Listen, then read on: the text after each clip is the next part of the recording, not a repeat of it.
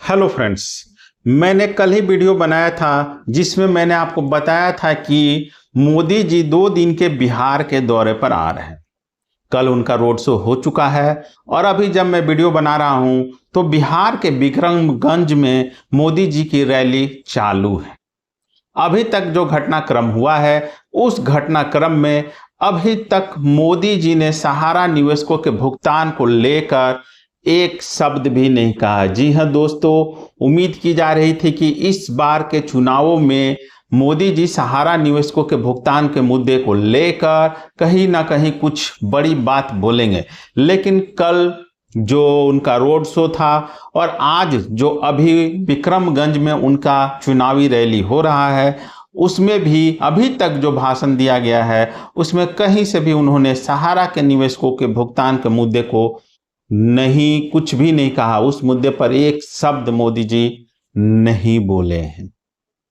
दोस्तों, कल जो उनकी रैली थी, रैली क्या हम लोग कहें, रोड शो था, जो पटना के एयरपोर्ट से निकलकर आयकर गोलंबर, जी हाँ दोस्तों, करीब 3-4 किलोमीटर का ये फासला था और काफी बड़ी आबादी से होकर गुजरता है। यह पूरा जो मेन पटना है, मेन जो उसका पथ है जिसको हम लोग बेली रोड बोलते हैं, उस रास्ते से होकर यह रोड शो गुजरा। करीब 2.5-3 घंटा का यह रोड शो था। कई हजार लोगों की भीड़, रोड के दोनों तरफ कई हजार लोग पोस्टर, बैनर, पंपलेट और पता नहीं क्या क्या लेकर, झंडे वगैरह लेकर खड़े थे मोदी जी के स्वागत में। लेकिन सबसे आश्चर्य की बात है कि इतने सारे प्ले कार्ड, पोस्टर, बैनर तो दिखे जिसमें कि पहलगाम अटैक का था मामला था, मतलब उसके पोस्टर थे उससे संबंधित, या फिर बीजेपी के बहुत सारे पोस्टर थे, मोदी जी के कई कई पोस्टर लगे हुए थे, लेकिन सहारा निवेशकों के भुगतान से संबंधित कोई भी प्ले कार्ड या कोई पोस्टर, कोई बैनर कहीं देखने को नहीं मिला। उम्मीद की जा रही थी कि सहारा के जो संगठन बिहार में सक्रिय हैं वो इस मौके को जरूर भुनाएंगे और इस रोड शो में अपनी ताकत दिखाएंगे या फिर हल्की उपस्थिति भी जरूर दर्ज कराएंगे। लेकिन अभी तक जो अपडेट है उस अपडेट में ऐसा कुछ भी देखने को नहीं मिला। जैसा कि पिछले चुनावी रैलियों में, अमित शाह के कुछ चुनावी रैलियों में सहारा के कार्यकर्ता कुछ पोस्टर, बैनर, प्ले कार्ड लेकर पहुंच गए थे और वहां पर अमित शाह की काफी फजीहत हुई थी और अमित शाह को मजबूरन उन चुनावी रैलियों में चुनावों के बाद सहारा के निवेशकों के भुगतान का वादा करना पड़ा था। लेकिन शायद अब काफी सावधानी बरती जा रही है। देखा जा रहा है कि जहां भी मोदी जी की रैली या फिर रोड शो होता है वहां के उस जिले के या फिर आसपास के जिले के जो सहारा के सक्रिय कार्यकर्ता होते हैं उनको हाउस अरेस्ट कर लिया जाता है या फिर उन पर कड़ी नजर रखी जाती है। उम्मीद की जा रही थी कि चूंकि बिहार में अक्टूबर-नवंबर में चुनाव होने जा रहे हैं, ऐसे में मोदी जी 1 से 1.5 करोड़ जो सहारा निवेशक लगभग बिहार में रहते हैं और उतने वोटर हैं, सहारा के उतने वोटर हैं जो बीजेपी को वोट करते आए हैं, क्योंकि हम, ऐसा मेरा मानना है या फिर सभी लोगों का मानना है कि जो सहारा के अधिकांश वोटर बीजेपी को ही वोट करते हैं। लेकिन क्या इस बार परिस्थिति बदलेगी?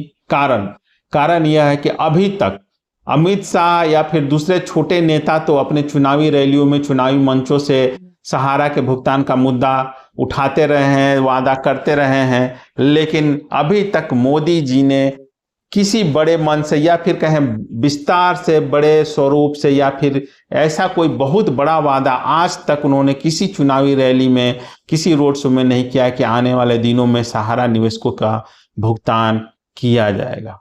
आखिर ऐसा क्या कारण है कि मोदी जी सहारा निवेशकों से नाराज चल रहे हैं?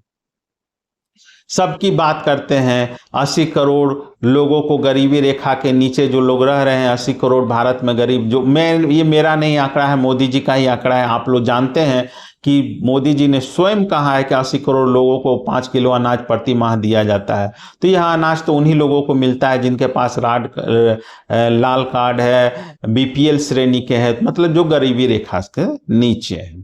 तो आप समझ सकते हैं कि जिस देश की आबादी 140 करोड़ है, ऐसे में 80 करोड़ लोग जो गरीबी रेखा से नीचे रह रहे हैं, तो देश की स्थिति क्या है। हालांकि दावा किया जा रहा है कि देश ने अर्थव्यवस्था में जापान को पीछे छोड़कर चौथा स्थान प्राप्त कर लिया है, लेकिन प्रति व्यक्ति आमदनी या फिर पर कैपिटल इनकम जिसको हम लोग बोलते हैं, वो क्या है आप लोग सभी कोई जानते हैं। यहाँ स्थिति क्या है, 1% लोगों के पास देश की आधी से ज्यादा रिसोर्सेज पर, संपत्तियों पर अधिकार है।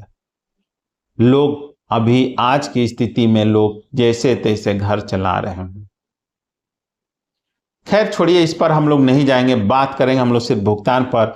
तो मोदी जी ऐसा क्यों बेरुखापन अपनाते हैं सहारा निवेशकों के साथ। वो सबकी बात करते हैं, वो गरीबों की बात करते हैं, वो दूसरे जो मजदूर हैं उनकी बात करते हैं, सबकी बात करते हैं, महिलाओं की बात करते हैं, आदिवासियों की बात करते हैं। लेकिन जहां 13 करोड़ आबादी की बात आती है, 13 करोड़ क्या, हम लोग तो कहें कि 13 करोड़ निवेशक हैं, तो कहीं ना कहीं 40-50 करोड़ से ज्यादा आबादी जो सहारा पीड़ित है, उसकी बात आखिर मोदी जी क्यों नहीं करते। आज तक यह रहस्य बना हुआ है। इस बार उम्मीद किया जा रहा था, चूंकि बिहार में नीतीश कुमार की स्थिति काफी खराब है और आने वाले चुनाव में माना जा रहा है कि इस बार या तो बीजेपी का कोई व्यक्ति सीएम बनेगा या फिर आरजेडी का। नीतीश कुमार को लेकर अभी ना तो बीजेपी ने कोई पॉजिटिव साइन दिखाया है, और यदि नीतीश कुमार पलटी मारते भी हैं तो इस बार आरजेडी से भी तेजस्वी का ही नंबर लगने वाला है। नीतीश कुमार का उम्मीद बहुत कम है। तो जब ऐसे में बिहार की जनता अब नीतीश कुमार से ऊब चुकी है, जब ऐसे में स्वयं एनडीए के जो सबसे बड़ा पार्टी है बीजेपी, वो स्वयं नहीं चाहता है कि नीतीश कुमार दोबारा अब सीएम बने, तो आखिर प्रधानमंत्री इतने बड़े वोट बैंक जो कि सहारा निवेशकों का वोट बैंक है, उस वोट बैंक को नाराज क्यों कर रहे हैं। आखिर भुगतान के मुद्दे को मोदी जी क्यों लटकाए हुए हैं। अगर मोदी जी चाहें तो एक दिन में, जी हाँ दोस्तों, एक दिन में सहारा के भुगतान का मुद्दा सुलझ सकता है, लेकिन पता नहीं ऐसी क्या परिस्थितियां हैं कि नहीं सुलझ रहा। आपको पता होगा कि यह राम मंदिर का मुद्दा 70-75 साल से ज्यादा समय से चला। आरक्षण का मुद्दा कितने सालों से लटका हुआ था।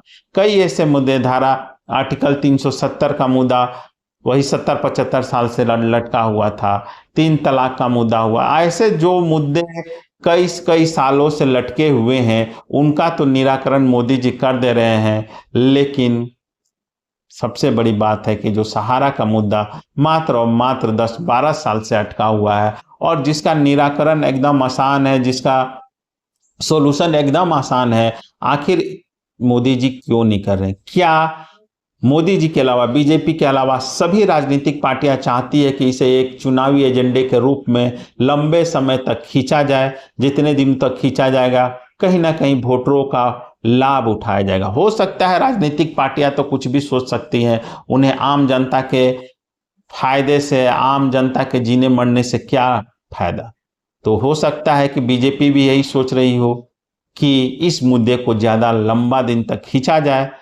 खैर जो भी हो, फिलहाल तो जो उम्मीदें बंधी थी कि मोदी जी के बिहार की इस यात्रा से, लेकिन वो उम्मीदें फिलहाल टूटती हुई दिख रही है। अभी तक ऐसा कोई अपडेट नहीं मिला है जिससे यह पता चले कि आने वाले विधानसभा चुनावों से पूर्व बीजेपी या मोदी जी सहारा के निवेशकों के भुगतान को लेकर कुछ ठोस कदम उठाएंगे। लेकिन विपक्ष के, जैसा कि सुदामा प्रसाद ने कहा है कि विपक्ष इस बार काफी जोर शोर से सहारा के भुगतान के मुद्दे को उठाएगा और अपने चुनावी एजेंडे में शामिल करेगा। ऐसे में एक उम्मीद तो बन रही है कि चूंकि विपक्ष जो करता है उसका काट मोदी जी जरूर करते हैं, तो ऐसे में एक उम्मीद तो बन ही रही है कि चुनावों से पूर्व शायद मोदी जी इस ओर देखें और जो बेरुखापन वो सहारा के निवेशकों के साथ अपना रहे हैं, उस बेरुखेपन को दूर करके निवेशकों के मुद्दे को सुलझाने का काम मोदी जी जरूर करेंगे। उम्मीद पर ही दुनिया कायम है। हमें पॉजिटिव सोचना चाहिए, ज्यादा निगेटिव सोचने से कुछ नहीं होने जा रहा है। फिलहाल आज मोदी जी ने अभी भी उनकी रैली चल रही है और उम्मीद की जानी चाहिए कि अंत रैली के अंत तक शायद सहारा के निवेशकों के मुद्दे पर कुछ बोले। अगर कोई अपडेट होता है तो मैं आपको वीडियो बनाकर जरूर बताऊंगा। धन्यवाद दोस्तों।